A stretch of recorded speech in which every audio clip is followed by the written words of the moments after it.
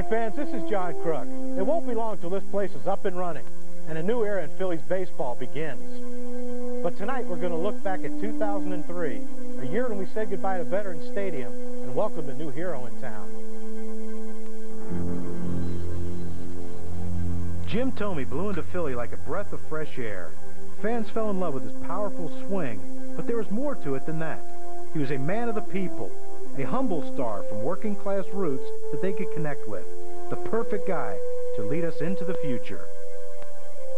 The following show is kind of like a diary of Jim's first year with the team. He even narrates it himself. No, I don't think he's going to give James Earl Jones any competition soon, but he didn't do a bad job. You know, for a guy that only hit 47 homers. On a sad note, the Phillies family lost a couple of our brightest lights this year. This show was finished before the deaths of Paul Owens and Tug McGraw. Make sure you stay tuned after the closing credits for a special tribute to the Pope and Tugger. Well, that's it for me. I have to get out of this miserable cold. Hey, it won't be long till spring. Maybe this show will warm you up. I'll see you later.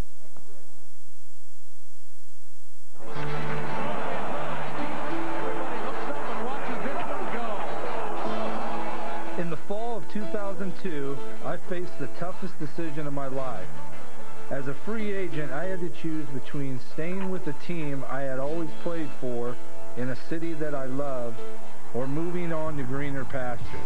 I'll tell you one thing, it was going to take a lot to get me to leave Cleveland. From the minute I got to Philadelphia, I had a good feeling. I was greeted warmly by people who had hardly seen me play. The front office had an impressive plan. They were focused and committed to winning. There was a new ballpark right around the corner, and this was a blue-collar, no-nonsense sports town. But most importantly, I looked at this team and I knew they had a chance to win. As a player, ultimately, the bottom line is that you want to challenge yourself and get a chance to win, and I think that's what our decision was in this process. It's a pleasure to be here. I've heard a lot of great things about Philadelphia. I'm excited. I mean, life's all about new challenges, and, you know, I'm here in Philadelphia to win a championship. And so my adventure began. I got to start my baseball life all over again. In a city that wears its passion on its sleeve. On an exciting young ball club, ready to turn the corner. For a franchise that was about to embrace its past, then turn toward its future. It was going to be a great ride.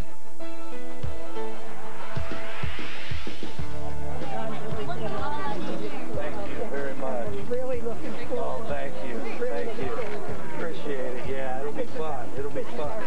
Spring training. I always loved Clearwater and Little Jack Russell Stadium. It's what Florida baseball is all about. From day one, my new teammates made me feel welcome. My philosophy is baseball is a game and should be treated as such. I know it's a big business, but you gotta have some fun out there or it's not worth doing. And it looked like we had some fun guys on this club. What's going on a highlight from M2K3, baby? Here we go again. Over the winter, my wife Andrea and I had our first daughter, Lila Grace. Leave it to John Crook to discuss fatherhood. Power guy, are you hands-on with the baby? Well, diapers and all that? I'm somewhat. That's the wife there. She kind of takes charge there. And not that I wouldn't, you know, but It's tough with them big mitts. yeah, man. you know, I mean, I got to be careful there grabbing her too much. One of the cool things about the Phillies is they keep a lot of the stars from the past around. I mean, if I can't learn a few things from Mike Schmidt, then I'm not trying. Homie's looking for a theme song when he walks to the plate, you know? Something tells me I'm into something good. I was 10 years old when Tug McGraw danced off the mound in October of '80, and Schmitty jumped in his arms. It seems like yesterday I watched that on TV back in Peoria. Now here I was in spring training with both of them. It's a funny world. Tug was practicing for opening day when he would catch the first ball thrown by Bill Giles from a helicopter. He's the epitome of a guy who has fun all the time. You definitely will catch it behind the back on opening day. Well, yeah. There's no other way to do it. Then one day he didn't show up for practice. Former Phillies relief pitcher Tug McGraw is in a Clearwater, Florida hospital after taking ill today. McGraw is a Phillies guest pitching instructor in camp, and there's no word on what caused his illness. We will have more on this story as it develops. Updating the condition of Tug McGraw. He has been transferred to a cancer center in Tampa. McGraw has been diagnosed with 2 brain tumors. One day, Phillies great Tug McGraw is preparing to pitch batting practice to his son. The next day, the 58-year-old is being diagnosed with brain cancer. It is a serious situation, and again, the family's just appreciative of everybody's concern about Tug as we are. And so we left Florida under a dark cloud. One of our own was in trouble.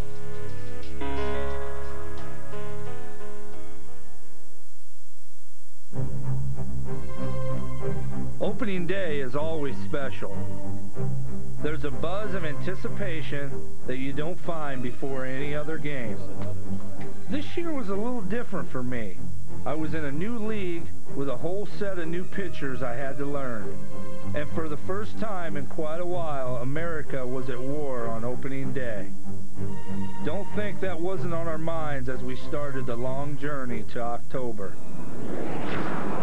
Well socked in the gap in right center field, off the base of the fence. Here comes Abreu being waved around. Jim Thome, welcome to the fight, Phils. It's great to be here, Harry. Kevin Millwood was also new to the Phillies. He arrived from the Braves via trade and was eager to establish himself as the #1 starter. The Phillies win the opener of 2003 by a score of 8-5 over the Florida Marlins. Line smash in the gap in left center field. Pearl's going to score without a throw. Phillies lead it 6-1 on an RBI double by David Bell. David Bell was also a free agent signed in the offseason. Wow. Jim Thome is now 6-for-8 on the season. Now, I'm not usually a fast starter, so it was kind of good to get the season going with some success. We took 2 out of 3 from the Marlins. It was important for us new guys to get out of the gates in good shape.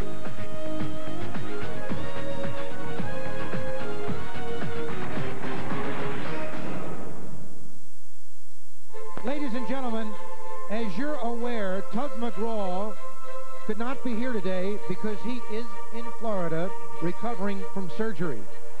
We ask all of you to please stand and wave your Phillies rally towels to let the Tugger know we are thinking about him and praying for him. Tug, as you taught all of us, you gotta believe.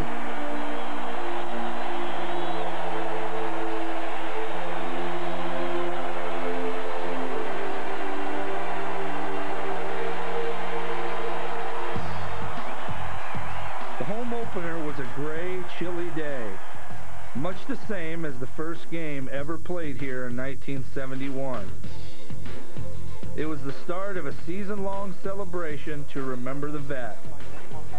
A bunch of players from the 70s came back to join the party. Tony Taylor, how are you? Yeah, I remember you. You remember me, huh? I remember you. You watching me play or what? Yeah. I can play or no? Play a little bit, huh? Yeah, you can play a little bit.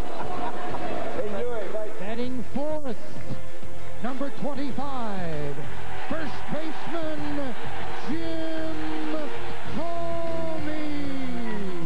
Now I knew I was playing in a real baseball town.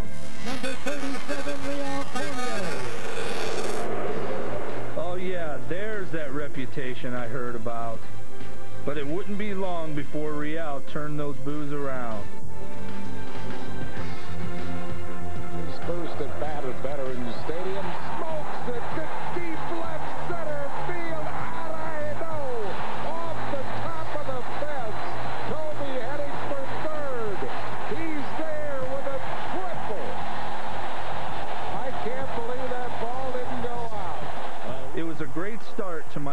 Owens Stadium career.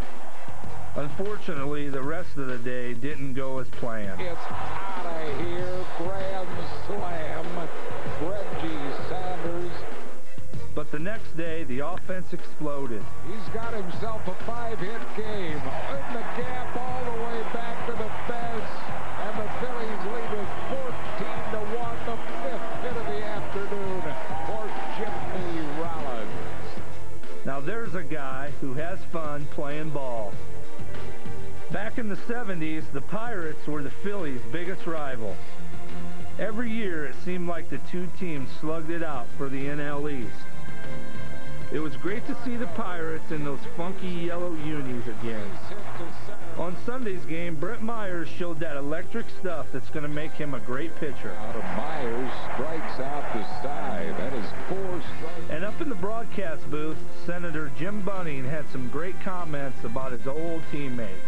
What are your recollections of Bo as a teammate? That he was the biggest red ass that I've ever played with. I hope people don't misunderstand what I'm saying, but he was on edge, to say the least, every day. Next, the Braves came in. Bouncing ball up the middle. It's a base hit coming into score. And Tomas Perez started a trend that would continue through the season. Late inning lightning. Ground ball, base hit off the bat of Tomas Perez. Well struck to deep left center. Watch that baby out of here. Jim Thome's first Philly home run is a 3-run shot. It's always good to get that first one, and they seem to come in bunches. Well hit. Watch this, baby. Could it be another one? Out of here. Meanwhile, the fanatic seems to have invented his own military mosh pit.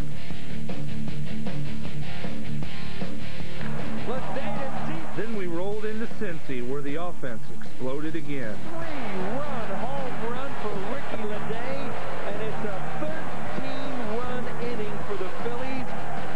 13-0. Oh, my. Back home, we took 2 more from the Marlins and threw a little leather around in the process. Game over. Great play by Jim Thome as the Phils hang on to win 4-3. On April 19th, Vicente Padilla took them out against the Braves. Tip struck him right out of there. Now, a year ago, I found out how tough he could be. And he's got a little mean streak in him, too. That night, the Braves were no match. 1, 2, 3, 9th inning, a 4-hit complete game shutout, Vicente Padilla. What a job by the 25-year-old from Nicaragua. Back home, rookie Chase Utley had an unforgettable Major League debut. It is out of here! Grand slam home run, Chase Utley. Welcome to the show, Mr. Utley. But you know, there's a price for success.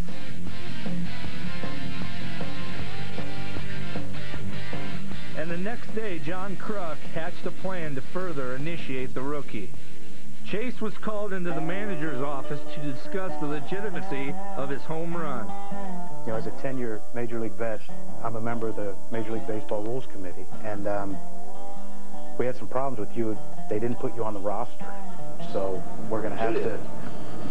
Phillies. Evidently, we didn't get the computer work didn't get done when we made the recall from Scranton, trying to rush to get him off the bus.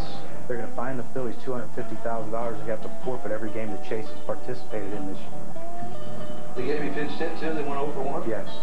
So you're supposed to let these guys know a week ahead of time when you call somebody up? Well, it's not on me. I'm trying to help here. That's why I think it's Ruben's fault. Sure. Now, did you drive or fly here? I drove. You drove? Yeah.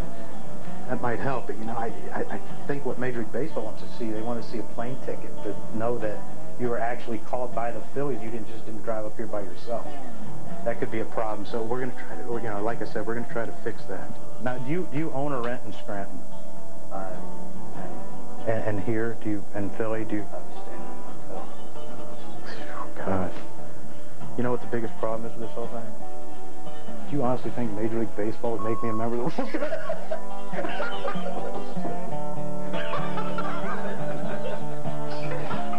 right. Welcome to the big leagues.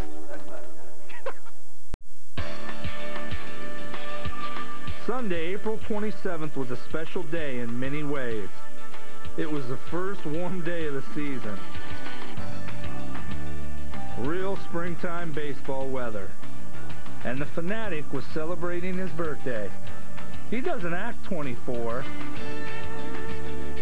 And Kevin Millwood was about to make history. When you walk out of the bullpen, start the game, you're sitting here in the dugout. Did you feel anything special about today? No, it felt like I hoped that we would score a whole bunch of runs because I was 10 would have been nice. Powering drive to right center. It's deep, and it is out of here. Home run, Ricky Lente. And that was the only run of the game. The Giants were defending National League champs and had a real powerful lineup. But he had that tailing fastball working perfectly. Struck him out. Uncaught looking. 10 strikeouts for Kevin Millwood, who has a no-no through 7. What happened in his dugout? Did anyone speak to you? Did people treat you like you had the plague or something? They did, you know. I thought maybe I stunk pretty bad or something. Nobody wanted to get around me. Whoever made up that rule? I mean, there's probably been 150, 200 close no-hitters, and no one wants to talk to the guy. How do you think that guy feels? Tight as heck, worrying about a no-hitter? Heck, I went down there and said, heck, I've been through a few of them, never saw one. I might as well go tell him, go get you some. Brady probably didn't know there was a no-hitter. The game seemed to be flying by, and everyone was in the zone. I had never been on the winning end of a no-hitter. I wanted the ball hit to me. Base. Toby has it. That's 2 up. Kevin Millwood is 1 out away from a no-hit, no-run.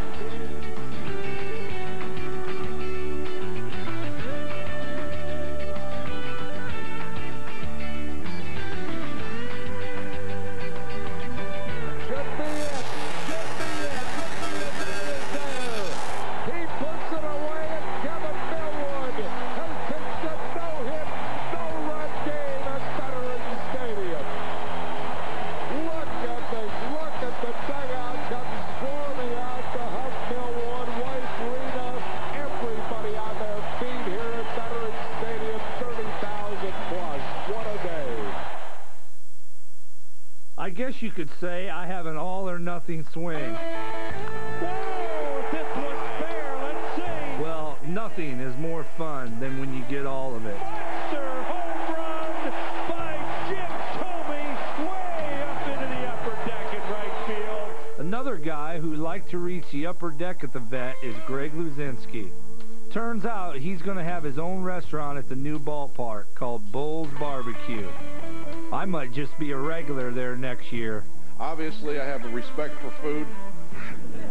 On May 10th, Randy Wolf threw his first shutout of the year. Field, it should be the ball game. Ricky Lente squeezes it. Brilliant job by Randy Wolf.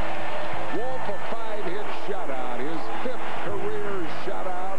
Wolfie was well on his way to establishing himself as one of the best lefties in the game. The next day, we gave up a big lead, then started to chip away. Oh, you know, that's another one, Johnny.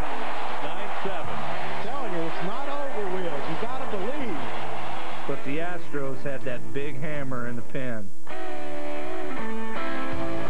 Blew him away, struck him out. A week later, he got us again. 1-2-3 save for Billy Wagner as Houston takes game 1 of his. On May 14th, Brett Myers faced one of his boyhood heroes. An incredible 2-hit shutout for Kurt Schilling. Brett brought his A game that night. Unfortunately, Schill was an A+. He beats the Phillies for the first time in his career. The season was going along fairly well, but we weren't clicking on all cylinders. Pat was having a tough time at the plate. He probably would have been okay if we'd play all of our road games at Shea Stadium. Pat Burrell in this ballpark is unbelievable. He tears that place up. This ball is out of here. Second home run of the night for Pat Burrell, and this game is tied at 4-4. The deeper we got into the season, the more I loved the way Placido Polanco plays the game. Polanco to his right. Got him. He plays the game right and has a great presence in the clubhouse. Polanco, I tell you, talk about a professional. That's the only word to describe him as professional. Paulie's my kind of player. He's an animal. Yeah. If there was such thing as an all-fun team, Larry Anderson would be the captain. Hey, buddy! Yeah. Yeah.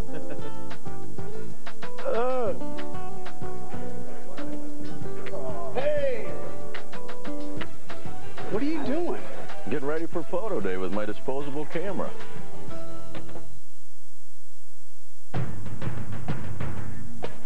By June, the Phillies were kind of a Jekyll and Hyde team. First, we swept a doubleheader from the Expos. Doubleheader, Mesa saves both ends. Then got swept by the Mariners, with a former Vet Stadium bat boy doing the damage. Gone. Home run, Brett Boone. Then we turned around and swept another doubleheader from Oakland. Hit the air to deep right field. Forget about it. Way back, that ball is gone. Home run, Bobby Abreu, a towering. The ball is hit well to left. And it is gone. A home run, Placido Polanco, his 6th home run of the year. It was the first time the A's had returned to Philly after leaving town 49 years ago.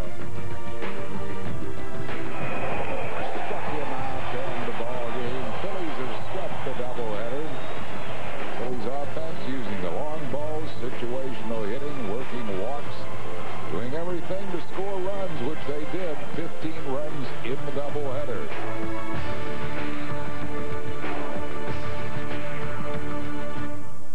It was mid-June, and we were just hanging around the 500 mark. Then a funny thing happened.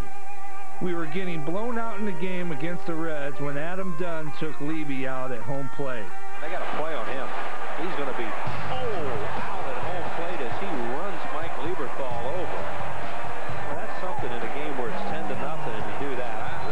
And when Dunn came up next... He throws it behind. Here we go. Look out. Now, this is a big guy. Oh, Lieberthal with a great tackle. Oh, and then Silva hit him. Well, we knew something was going to happen tonight, but you didn't expect this. It's nasty. Hey, nice tackle, Mike. That's what I like to see, teammates standing up for each other. When you're in battle with 24 other guys, it definitely brings you closer. A couple of years ago, I got into a similar brawl with one of my current teammates, Real Cormier. John Kruk brought us together to relive the past. It seems like the best action is not between the actual hitter and the pitcher. It's the extracurriculars. You know, coming up to bat, something might happen. You get a feel for it, yeah. I mean, you get a feel that, hey, you know, this guy, he's got to protect his team. I kind of felt the same situation. It was almost like, let's do this and get it over with and now start playing baseball. Or it would have just kept going on, and I think it did. I think it ended it. Yeah, I think at the time, I think there was a lot of bad blood going on, and it was just, it was sad. It was now your buddies. Now we're teammates. We laugh about it all the time. You two want to kiss and make up now? Just make it official? It's a city of brotherly love. Absolutely. Come on. Boy, that Crucky, he should have his own afternoon show. You guys are crazy. Dr. John, maybe? I know it's hard to prove, but after that fight, the team went on a tear. That's well hit. Watch this, baby. Out of here. Home run, David Bell. And the Phillies now lead it 12-1. First pitch, it's deep center field. This ball game's going to be over.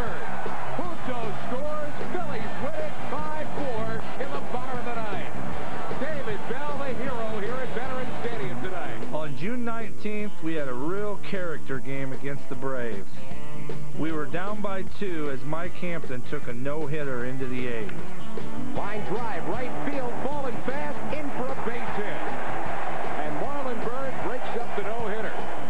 Now the pitch, line drive, right field, falling fast, in for a base hit. It falls right in front of Gary Sheffield. And the Phillies with a tying runs aboard as Tomas Perez comes through. Then we had to deal with one of the best closers in baseball. Moltz is ready. 1-2 pitch.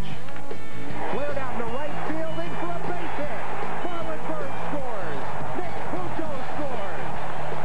And on at first with a 2-run single is Placido Polanco. Jimmy Rollins, line drive to right field. That's a base hit. Here comes Jason Michaels. The throw's going to be late. Bills win. Bills win 3-2 dramatically. Jimmy Rollins, a game-winning hit off John Smoke. And the Phillies beat one of the game's great closers this afternoon and take 2 out of 3 from the Atlanta Braves. That was a huge win. But 2 days later, we had even more thrills. Swing a long drive. Watch this, baby. Out of here. Home run, Bobby Abreu. And the Phillies take a 1-0 lead. 1-1 pitch. Swing and a towering drive to deep right center field. This ball way out of here. Tremendous home run. Jim Thome. And this game is tied at 2 in the bottom half of the 8th inning. When you're in the zone, you can take the pitcher's best pitch and do what you want with it. Don't go out there. Swing and a drive, deep center field. He did it. He did it. Home run, Jim Thome. We're tied at 3. He tied it. He did it. Hit hard in deep center field. David going back at the track. Looks up. It's gone. It's gone. Put this one in the win column for the fighting Bills. They're going crazy here at Veterans Stadium. What a big hit for Pratty. Todd Pratt coming off the bench, the last play the Phillies had left. Took one pitch from Rudy Sarnet down in the dirt and said, let's go home, boys. We got another game tomorrow. 6-5 the final. Phillies. Hey, if you're going to be the hero, you better get ready for the reward.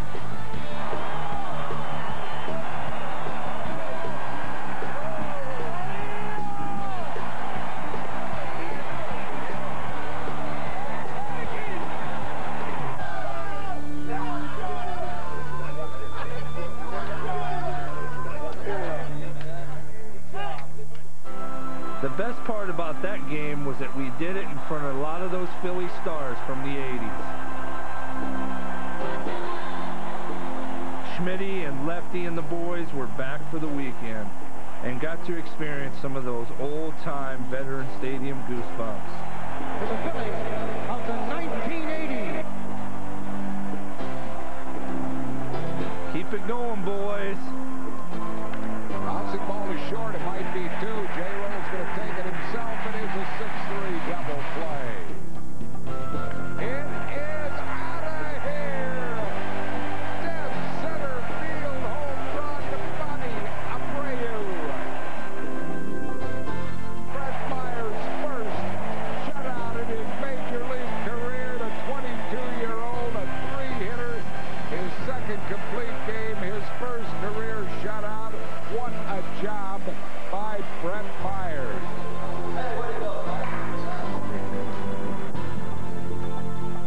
Now, I'm all about charity. I truly believe it's our obligation as players to give something back. This was my first year to be part of the annual Phillies Festival for ALS, and I couldn't have had a better time. It's a great way for us to come face to face with the fans and give back to the community. You're going to get 50 home runs this year, at least. Thank you. So we finally had a name for our new ballpark. Citizens Bank Park. Not your typical park. Sounds pretty good to me. I I've already been through this new ballpark stuff with Jacobs Field in Cleveland, and let me tell you, it revitalizes your whole program.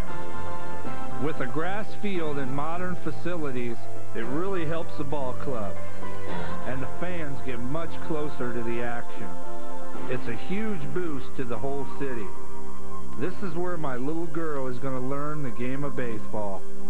Can't wait to be a part of it. And a green light sends it deep to left, and it's out of here. Back in Philly, the fans were really starting to come out. Now, I heard a lot about Phillies fans before I came here. They're known for being tough and demanding. To be honest, I think it really helped to motivate me. I wanted to try to lock in from day one. And to my surprise, it was a great experience. For a guy that had never played in this city, I felt welcome right from the start. Little curtain call for Jim Thome, and he's going to give it to him. Base hit, center field, filled win. Jason Michaels scores. Mike Lieberthal delivers. By now, we were on a roll, and the vet was turning into a nightly love fest. The term wild card was in everyone's vocabulary. The Vikings win again and make it 7 in a row. Mike Lieberthal delivers with a 2-out. Bases loaded, base hit. The fans really showed me something in their support of Pat Burrell.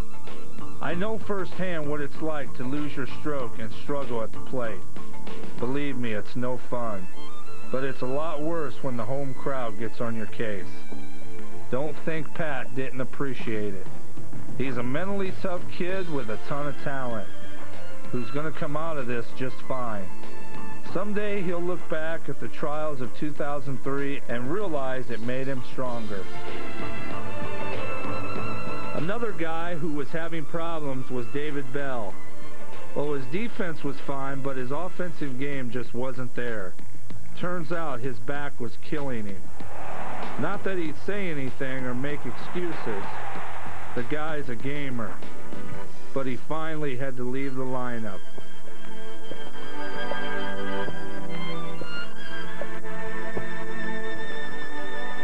On July 3rd, an old friend came back to the ballpark. Let's welcome home number 45, Tug McGraw.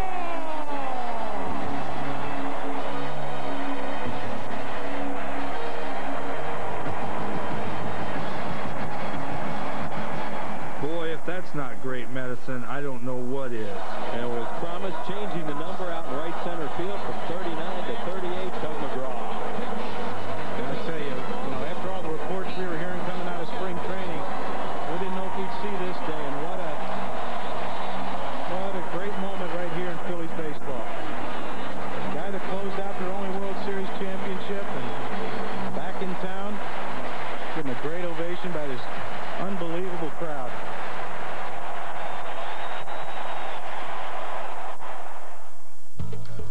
On July 7th, Larry Boa made his most important decision of the year, inserting Marlon Byrd into the leadoff spot. The move paid instant dividends. Well hit to left field, out of here. A home run, Marlon Byrd. The Phillies now lead it 13-4. How about Marlon Byrd in that leadoff hole? Wow. Marlon's a great kid with awesome tools.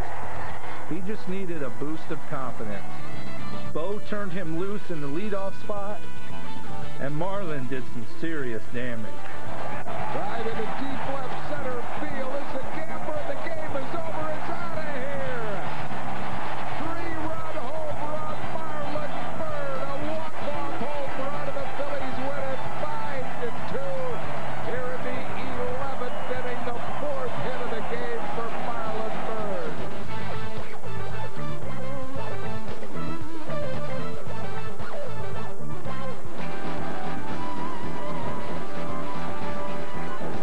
By now, we were leading the wild card race and having a blast. This little party at home plate was getting to be a new vet tradition.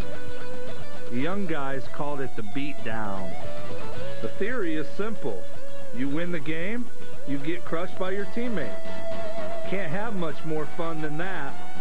And of course, there's always Tomas to put the cherry on top. Tomas Perez has struck again. Oh, man.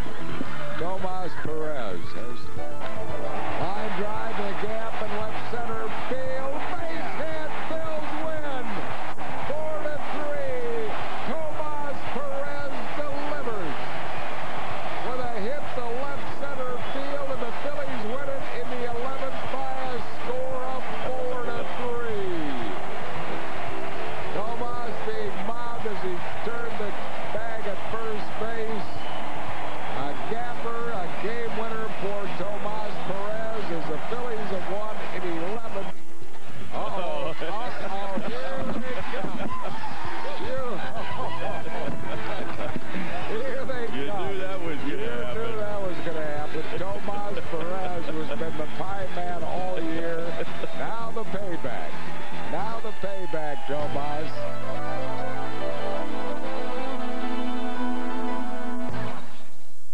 It was another great night at the Vet, and once again we had a special audience in the house. The 93 Phillies were back for their 10-year reunion. What a bunch that was.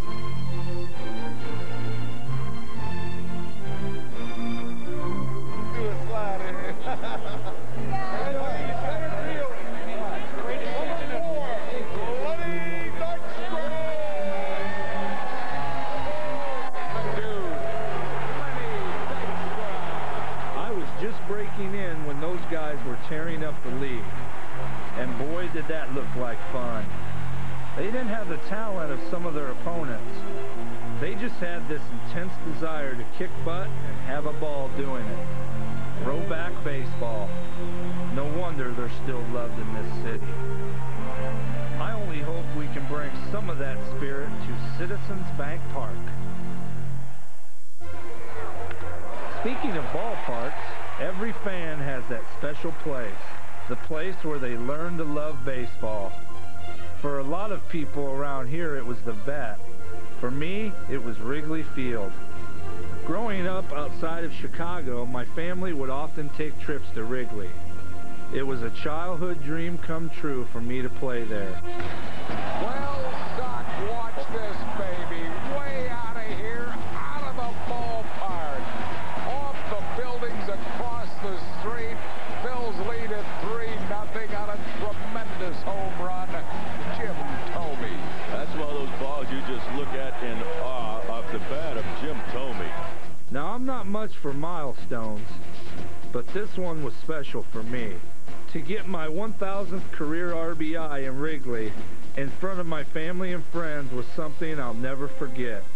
Besides, RBIs are kind of a team stat anyway, and my teammates did a great job of getting on base. And speaking of RBIs, deep to right field, back goes Sosa at the wall. It is a grand slam, home run, Bobby Abreu. Bobby Abreu was quietly having another solid season. He was well on his way to having his second 100 RBI season of his career. You can't find a much more dangerous bat to put in the middle of your lineup. And Bobby is another one of those guys who loves playing the game.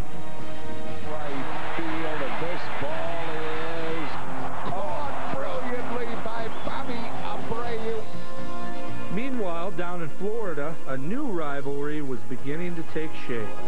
The Marlins had risen from a very poor start to be a serious contender for the wild card. That's a real good. He does go. He strikes out, striking out, throw him out. Another laser. And that's going to drop, and that's going to be the ball game. Coming in to score, Cabrera, and Florida has swept the series and has beaten the Phillies 8 games in a row. We were on that yo-yo again. Lose 4 in a row, win 4 in a row. August 3rd was Pat Burrell Bat Day, and the fans were still behind him. Raise your bats. Pat Burrell's up. Raise your bats. All right. Yeah. There you go. Yeah.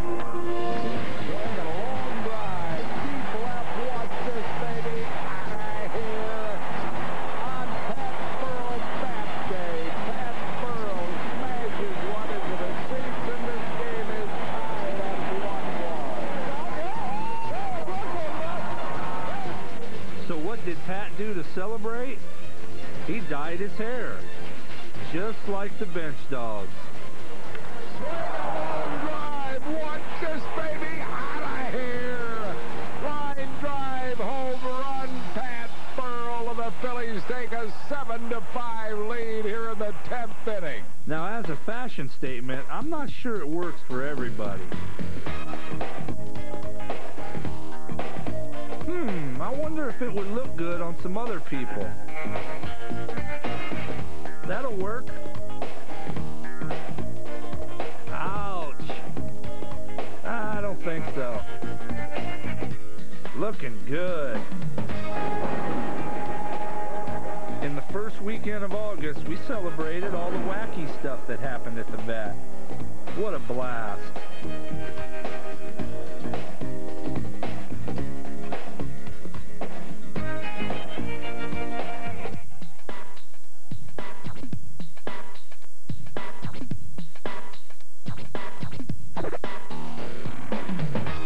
And look who's in the middle of it.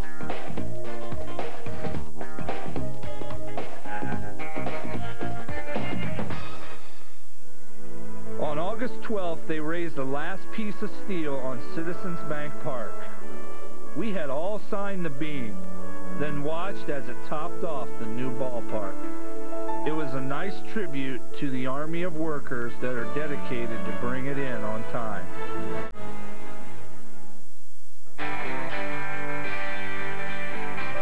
In mid-August, the Cardinals rolled into town and the atmosphere was electric.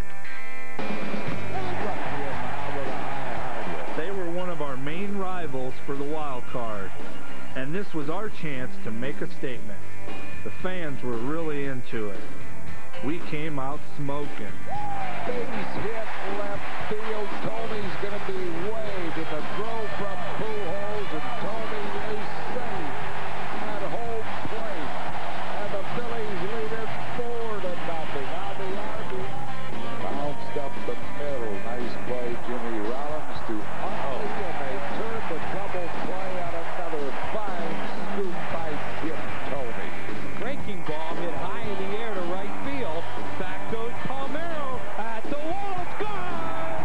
Jim Thome hits that hanging hook into the Phillies bullpen.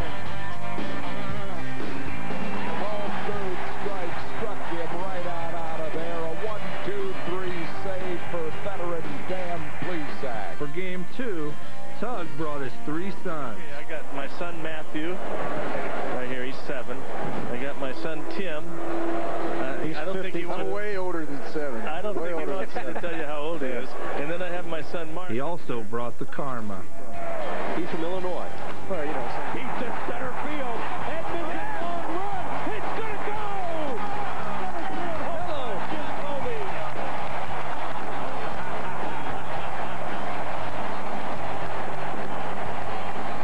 There it is. What? There you go. Okay.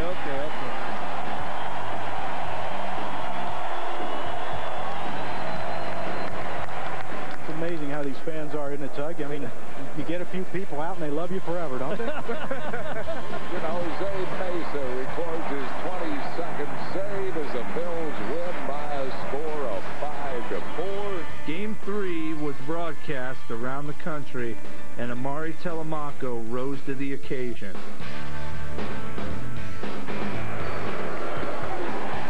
It was his first big league start in several years, and he looked like he hadn't missed a beat.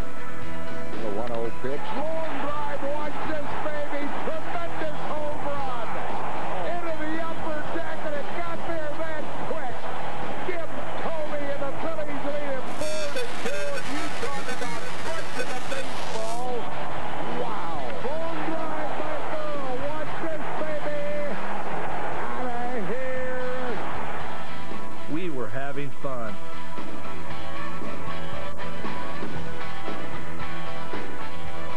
Baseball's a funny game. We were riding high following that sweep of the Cardinals. Then came the road trip from hell. To the plate, and he's out at home plate. First, we were swept by the Brewers. No excuses. That should never have happened. enough to get one in St. Louis. Here, home run, Jim Thome. And the Phillies have taken a 5. Hey, there's my brother Chuck. The first lead on this road trip, thanks to Jim. Then it was on to Montreal and the low point of the season. Bad hop on Rollins. That was a dead double play ball, and instead, I don't know. It was like we forgot how to play. Wolfie had the worst outing of his career. 9-0 Montreal here in the second inning. The next night, the Expos scored 10 runs in the last 2 innings.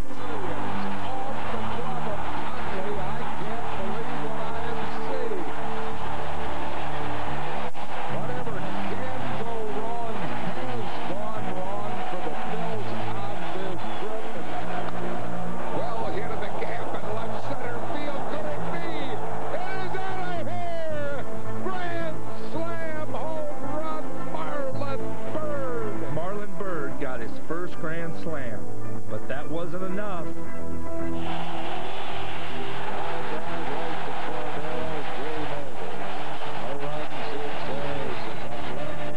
To make matters worse, Terry Adams went on the DL, and that really messed up our bullpen. Finally, it was over. A 4-game sweep. We were 1-9 on the road trip, and Boa went nuts. Pretty much aired us out, saying he was embarrassed about the last 10 days. There was a month to go, and the wild card was still up in the air. The Marlins had been losing too. Rounded sharply, J-roll, nice grab. Amazingly, on August 28th, there was a 5-way tie for the wild card. I don't know if it was Bo's meeting, but we suddenly turned on the Jets and came together as a unit. Bill Cormier, a 1-2-3 ninth, and Kevin Millwood, 8 strong innings for the win.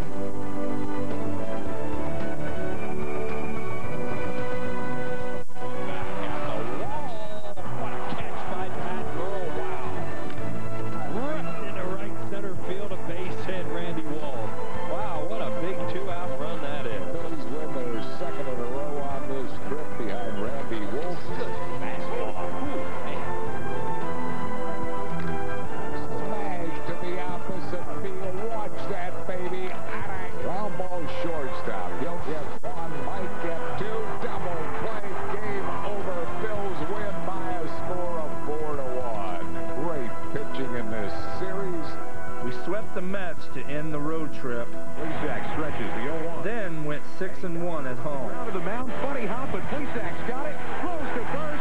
Put this one in the win column for the Fighting Phils.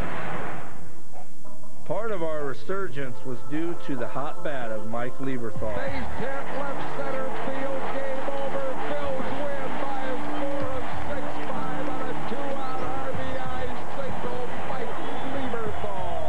Usually catchers wear down in September, but Mike was coming alive. Win for the Phillies after giving up the lead 9 to coming back in the bottom of the 9th. The only glitch in our September run was that Jose Mesa seemed to have hit a wall. He was in a funk, and it was happening at the worst time. Boa was going to have to manage the bullpen by the seat of his pants. Back to Cormier, a 1-2-3 save for Real Cormier as he saves it for Vicente Padilla. Real was a real rock in that bullpen. What a job he did. Meanwhile, down in Atlanta, well hit to deep right. It's got a chance. It is out of here. Grand slam home run, Tomas Perez. That ball is hammered to deep center field. Back it goes. It's a grand slam home run for Jason Michael. And those bench dogs were still barking. It's funny, the Braves ran away with the division, but we matched up with them pretty well. We won the season series for the first time since '91. Franco's run up, and that'll end the ball game. But it was now the Marlins who stood between us and the postseason. And it was time for a showdown in Philly. Game 1. The Marlins had a game-and-a-half lead going in. That's when we erupted. Deep to right field. There's a long one. Jim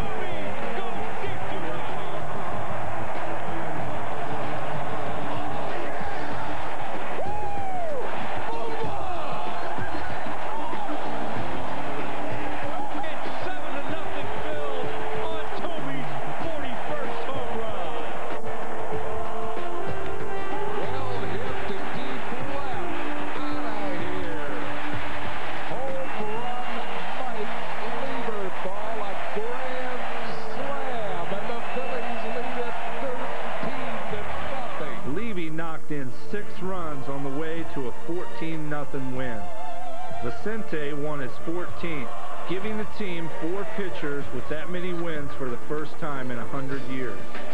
Vicente Padilla. The next night, we battled them hard. Comes back to get him. That's 6 strikeouts. Towering drive. Watch this, baby. Out of here. And this game is tied at 3 here in the third. Number 42 for Thome. And the big boy comes up big once again. But old veteran Jeff Conine found his Superman cape and performed some magic. This ball's out of here. Left field. Back she goes. Oh, what a play by Conine. Unbelievable play by Conine. With Hurricane Isabel heading for Philadelphia and a high-pressure area occupying the Phillies dugout, the storm finally broke.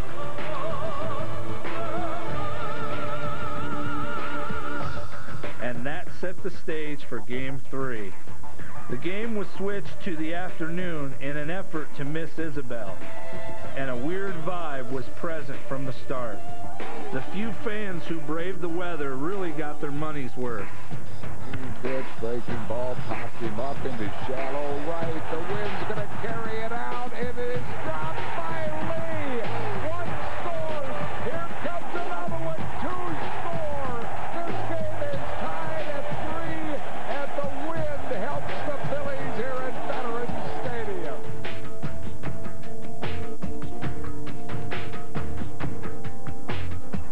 And the Marlins are back on top 4-3 here in the top half of the 6th inning. The Marlins. I had a thing against them ever since they beat my Indians in Game 7 of the '97 series. Long drive into deep right center field. It's got a chance. It's out of here. Jim Thome has put the Phillies in front. 5-4 in the bottom half of the 8th inning. His 43rd, and what a big one for Mr. Thome. How big has this guy come up?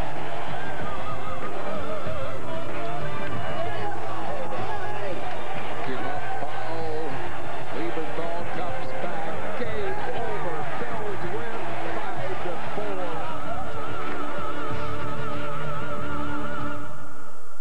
It was a huge win, and the next night we went back into the wild card lead. With 8 games left, we had a half a game lead and controlled our own destiny. That's when the wheels fell off. To me, the key to our downfall was the next 2 games versus the Reds. We were beaten by a bunch of hungry kids and prideful veterans. The second one, the relay and the double play. A classic spoiler situation. Whatever it was, they had thrown us off our game. Runner goes and is popped up, and this is a chance to be a double play, but nobody can catch it. No excuses. We should have taken at least 2 out of 3. By the time we got to Florida, it was do or die, and we ran smack into a big load of destiny. Line drive deep left.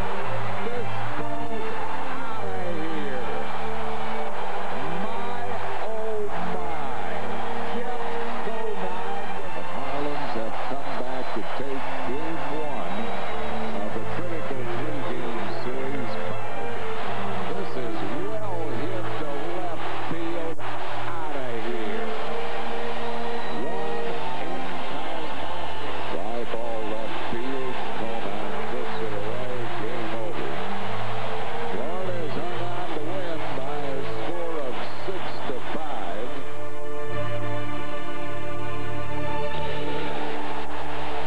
Look him up. That'll be it. This was obviously the Marlins' year. They were on a rocket to the top. Florida Marlins have swept this 3-game series and eliminated the Phils from wild card hopes.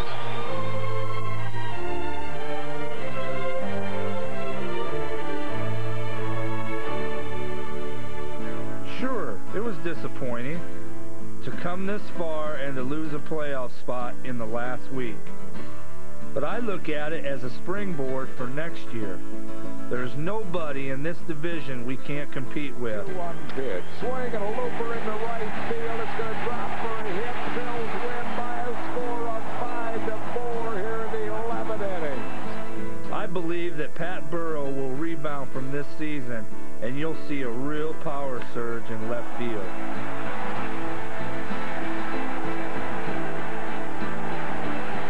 Being waved around as Bell, the throw to the plate, and he's safe. And a healthy David Bell will make a huge difference.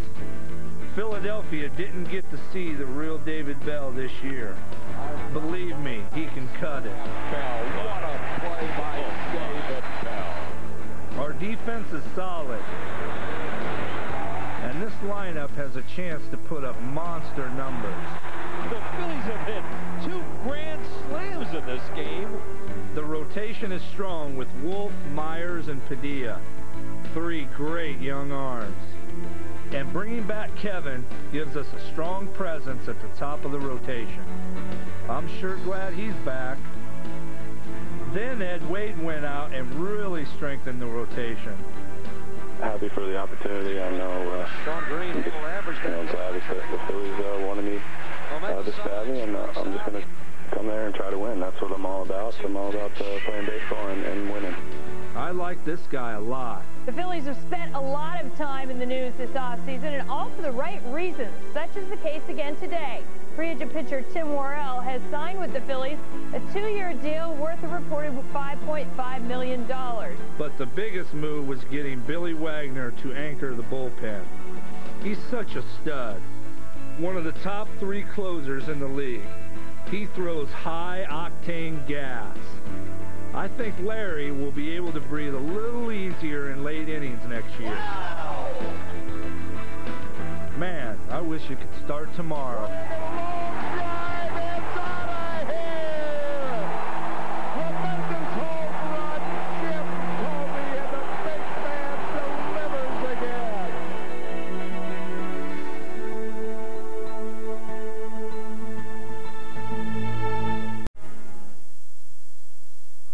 But there still was one final chapter in this 2003 saga. We had to give a proper farewell to the vet. Probably the only good thing about being eliminated was that I got a chance to sit back and absorb all the history and tradition of my new team. I only got to spend 1 year at the vet, and by the end, I wish I could have known it a little longer.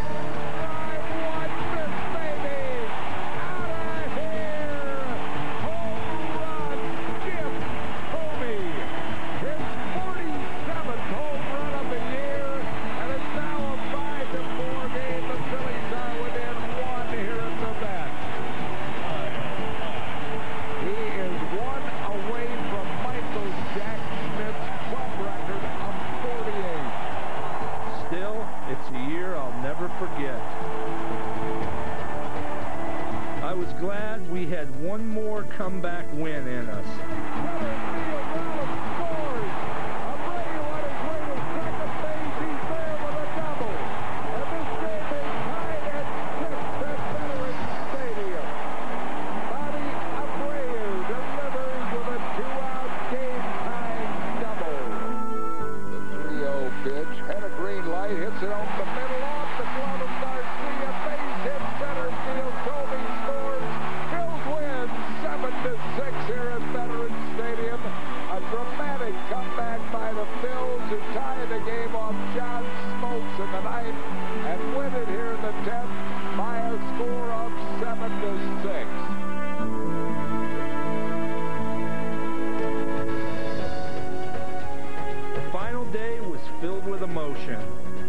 Try to treat it like any other day, but we all knew it wasn't. And then the final celebration. An hour-long parade of living history.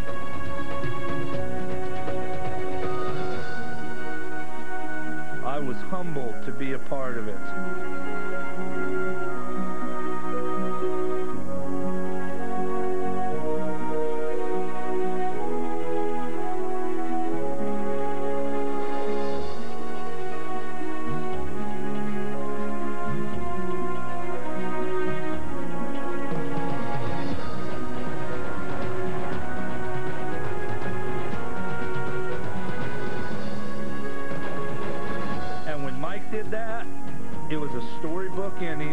of the best years of my life. Now for the final moment on this great ball field here at Veterans Stadium. Final moment to take to the mound. It's time to get one last out. Who do you call up?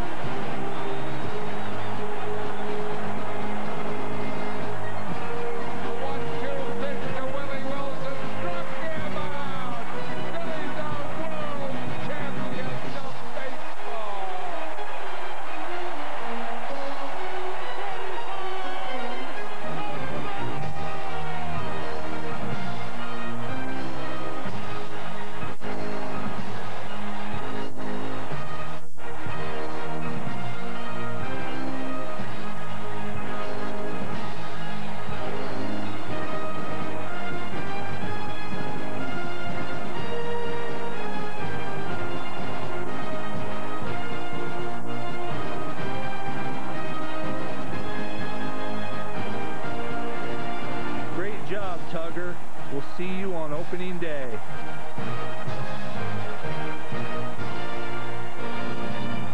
And now, Veterans Stadium is like a 3-1 pitch to Michael Jack or to Jim Thome.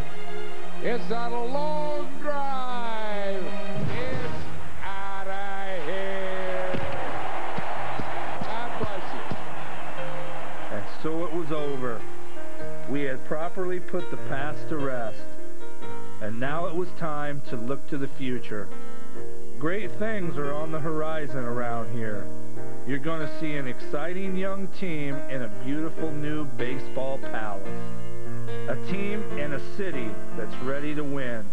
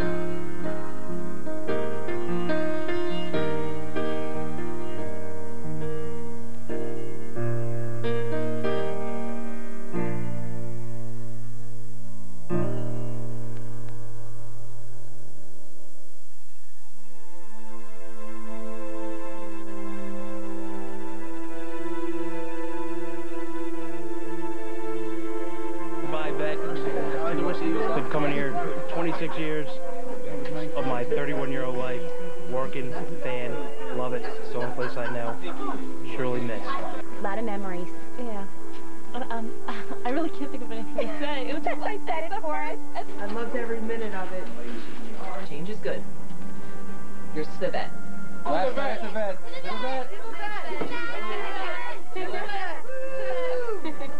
Out of here. 33 years. Thanks for the memories. It's been great. My home. This is Larry Schenk. Yes, it seems like Veterans Stadium was my real home.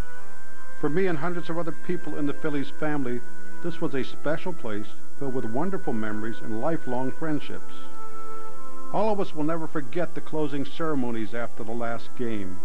In planning the event, we wanted to create one more lasting memory of the vet and bring tears to some 60,000 pair of eyes.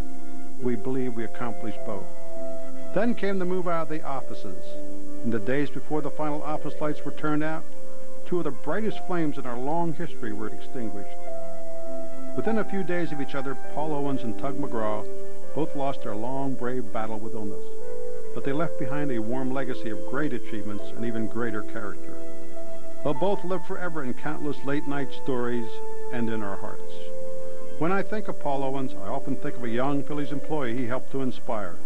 I'll let him tell the story. This is Ed Wade. I began my Phillies career as an intern for Larry Shank in 1977, and that's when my path first crossed with Paul Owens. He was at the pinnacle of his career.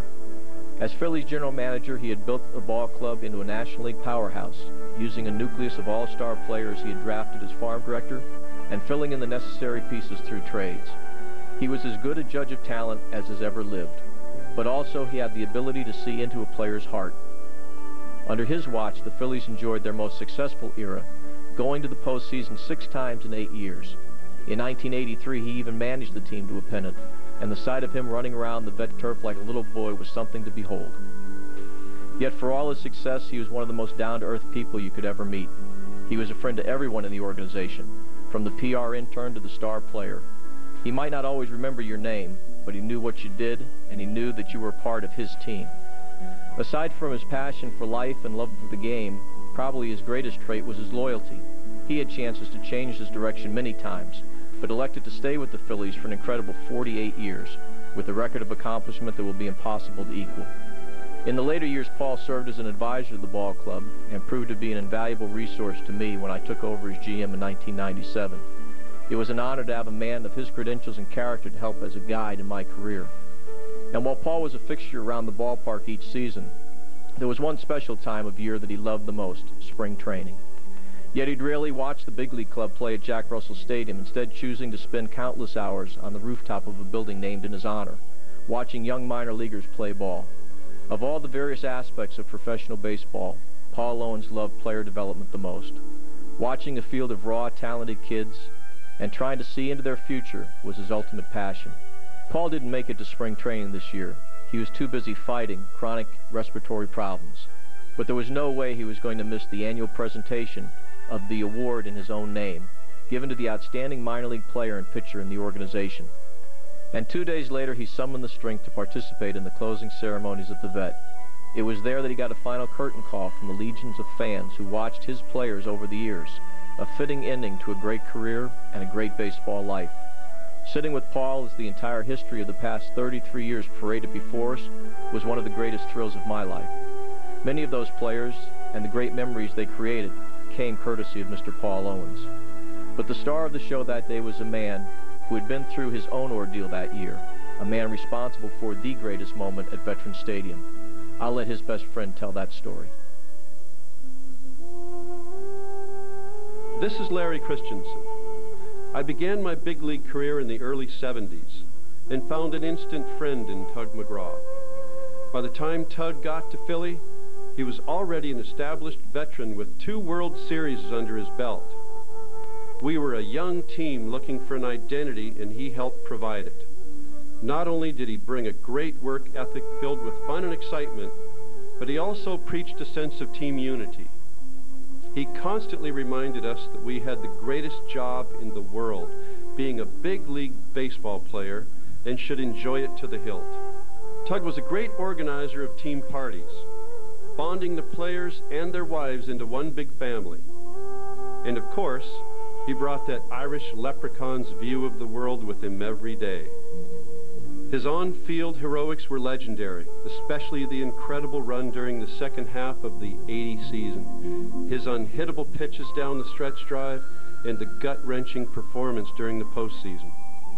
He took the ball night after night, running on fumes, and somehow got us to the promised land. Tug and I retired around the same time, and we both chose to remain in our adopted city. Tug became a fixture in town, never straying too far from the public spotlight. In 2000, he organized another huge party, bringing back the world champions to celebrate with a 20-year reunion. He was delighted when the Phillies brought him back into uniform 2 years ago as a spring training pitching coach.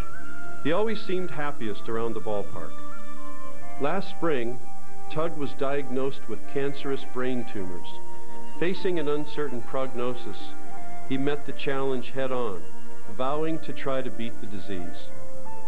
He got his affairs in order, writing his memoirs, creating the Tug McGraw Foundation, and spent quality time with his family and friends. But the one thing that really surprised Tug the most was the outpouring of affection from the fans. From the minute his illness was revealed, he was flooded with get-well wishes and expressions of love. And when he finally had the strength to make it to the ballpark, he really found out what he meant to the people of Philadelphia. It was a summer-long love fest, as good as any medicine he could receive. Of course, it all culminated on that beautiful September day when the Tugger, fittingly, threw the last pitch at Veterans Stadium. It was the end of an era in many ways, and a wonderful, lasting image of Tug McGraw and Paul Owens. I think those people taught us some things. Pope taught us we're all teammates here. You know, regardless of where you work for the Phillies, you were his teammate. And he treated all of us. Anybody that worked in the sales office met the Pope, you know, you got the same hug. I said the other day, and I'm going to try to lighten up, I said the other day, sitting in a service, I realized as I sat there, I'd never been kissed by a man more than I was by the Pope. He taught us how to do that. And, you know, Bill always said, and we all, I think, have thought it was right, that you come here and you work hard and you have fun. Nobody did it better than Tug. He competed hard, he had fun, and he made it fun for everyone else.